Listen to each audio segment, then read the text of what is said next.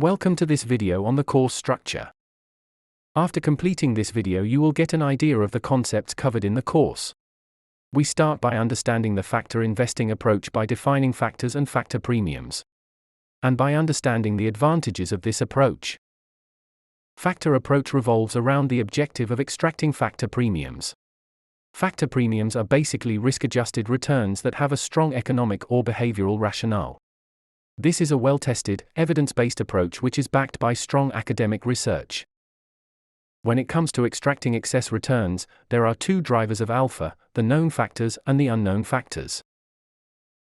Known factors are like those special traits of a security that have been studied extensively, and are believed to have a big impact on how stocks perform. And there are many known factors out there which are applicable to multiple asset classes, not just stocks. In this course, you will go through a list of commonly used factors across asset classes, and some popular style factors such as value, momentum, size, and quality, in detail. Value investors are scavengers that hunt for undervalued stocks. Momentum traders are known to identify trending stocks, so that they can ride the wave of outperformance.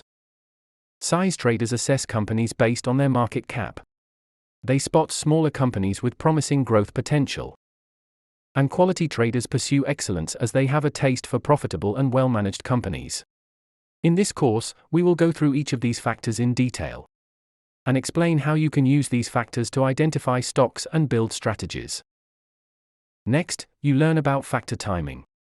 This focuses on the possibility of improving your portfolio's performance, based on the changing performance of factors in different market phases. And since factors perform differently in different phases of the market. In this course, you will understand how to combine multiple factors by screening relevant factors, assigning scores and ranks to them, and finally combining them to create a multi-factor strategy.